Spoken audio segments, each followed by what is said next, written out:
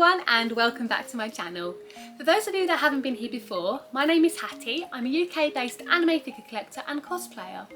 In today's video we are going to be doing another unboxing, and to be honest, this is a figure that I never expected to have in my collection. I have always admired her from afar, but due to having quite an extensive collection of this particular series already, I've always been a bit on the fence about buying her. But to be honest, I think I've made a huge mistake. Having her with me now and just seeing her in the box, I had instant regret for not getting her sooner. It's actually the 1/8 Good Smile Company figure of Shiro from No Game No Life. As I mentioned, I have got quite a few figures from this series already, but when comparing this one, just in the box alone, to the current figures that I have, this one's absolutely gorgeous. The vibrancy, I don't think pictures ever do it justice, because I've seen it on myfigure.net, I've seen it on other people's accounts, people's pictures of it. It never does the actual figure itself justice. So I'm really excited to share it with you guys. As you can see, I'm really sorry about the glare. She comes in the standardised window box packaging, just to give you a quick glimpse of the figure, and also at the top here. And she was released back in 2018. As far as I'm aware, this is probably one of the only Shiro figures I own that haven't actually had a re-release since its initial pre-order date. And oh my goodness, I have literally missed out not buying this figure for as long as I did. I really regret it now that I've actually got her. She's absolutely stunning, and I managed to pick her up on Facebook.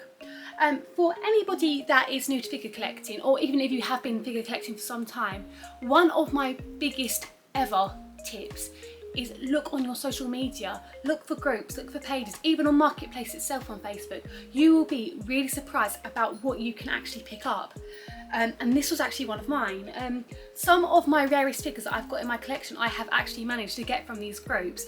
The communities on the pages themselves are incredible. They're always so helpful. And obviously when you are buying through like third-party sellers, because they're not genuinely licensed, like obviously Hobby Ultra, Ami, etc. are, always make sure you ask the right questions, just to make sure that the product that you are buying is legitimate. But as you can see here, I have no qualms about this at all. It's got the Kadokawa seal up here, and it's also got the Hobby Japan seal at the back here. But I'm going to go ahead and open her up because I'm desperate to see her. Especially given that I'm already excited just by what I'm seeing in the box. So what I'm going to do is I'm going to show you the blister packaging first. As I mentioned, she was a pre-owned figure. The gentleman that I bought her from was incredible, really, really helpful. And the figure itself is immaculate. As you can see, the majority of the original packaging is still there. It's probably not posed as much as what it would have been if it was brand new, but you can see that she's more than safely secured in there. And what I'm going to do is I'm just going to open her up so I can show you what she looks like. I have got, as I mentioned earlier, quite a few of the Shiro figures already, and although I love them, now that I've seen this one in real life and I've seen the vibrancy of the colours, I think that this is probably going to be my new favourite Shiro figure. And she's absolutely stunning, guys. She's gorgeous. Okay, so what I'm going to do is I'm just going to show you her now. She is awfully fragile, so I'm going to try to not handle her so much as I do with some of my other figures. But as you can see, I'm going to try and get a decent close-up for you. She's gorgeous. The gradient on the hair is incredible. And I really love how it already comes like readily assembled with all the cards in the back of her hair. But that being said, obviously that does make her a tad bit more fragile, so I do want to be very careful with how I'm handling her. But she's stunning, and I like how they've got the sheen on the socks compared to the rest of the figure. Something about the No Game No Life figures as well is they're always incredibly detailed. Although she is posed, I think once she's on her base she kind of sits like this. They've gone to the effort of actually doing all the detailing on the cards, which is amazing. I really love it. I'm going to quickly show you her base as well, just so you know what she stands up on. So that's the main base, and then it just some cards that you slot in. I know that quite a few people with this particular figure had some issues with getting her to hold upright on the base, so I'm hoping I won't have any issues with this particular figure, but hopefully it should be fine. And as you can see, this is the base. Something that I always really appreciate with the No Game No Life figures, whether it be by Good Smile, Kotobukiya, or even that, is the fact that I always put that extra effort in when it comes to the bases themselves. They're just stunning, and when I go to buy a new figure, a lot of what I take into consideration is what the base looks like itself, purely because I like to know how I can display it and how it will look amongst my other figures. But this one is incredible, I'm really happy with it. So what I'm going to do is I'm going to quickly assemble her, and then I'll come straight back so I can show you her all put together, because as I mentioned earlier, I really don't want to risk breaking her because I'll be really upset. So bear with me 2 seconds and I'll be right back. Okay guys, so as I expected, it did take me a little while just to figure out how to place her on the rod so that she was actually stood upright rather than sloped. But I found that just with that little bit of extra pressure, being very gentle, she stood absolutely amazingly, and she's gorgeous. So this is what she looks like all assembled. As you can see, it does genuinely hold its position very, very well, and it does look like she's leaping into the air. I'll give you a quick 360.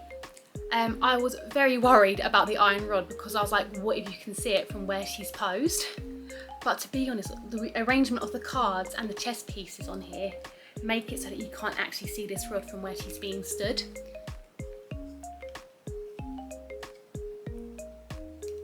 I will get some B-roll footage so that you don't have me in the background, but as you can see,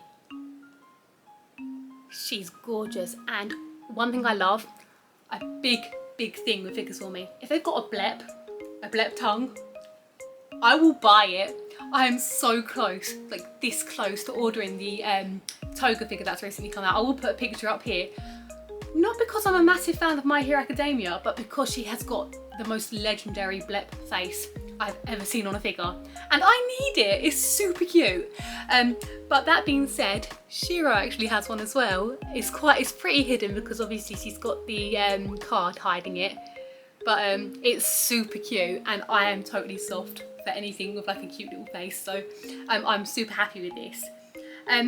As I mentioned earlier, I will be putting some B-roll footage up so you'll be able to see what she looks like. Hands down, 100%, she is my favourite Shiro figure. Honestly, if you are a No Game No Life fan and you happen to be in the financial position when you find a copy of this particular figure, 100% order it.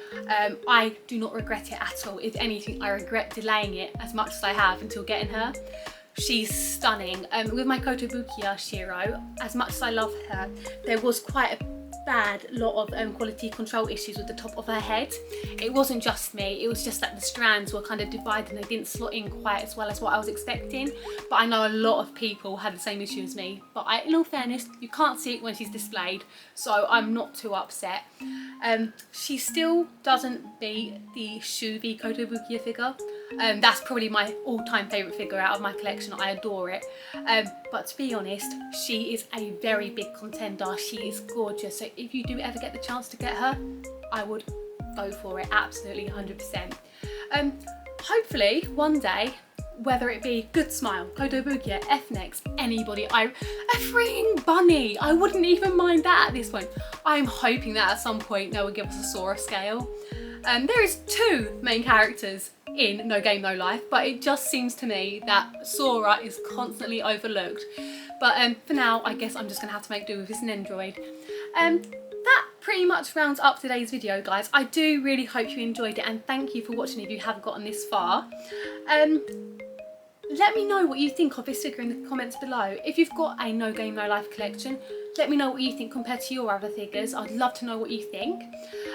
My socials are all in the description below. I have started a TikTok just to do some like minor unboxings such as Nendoroids. I'm not too sure how well that's going to go, but as I say, that's all in the description below, so if you are interested, come and join me on there. I love hearing from you guys, so if you are on anything like myfigure.net, Instagram, please drop me a message. I'm always happy to hear from you.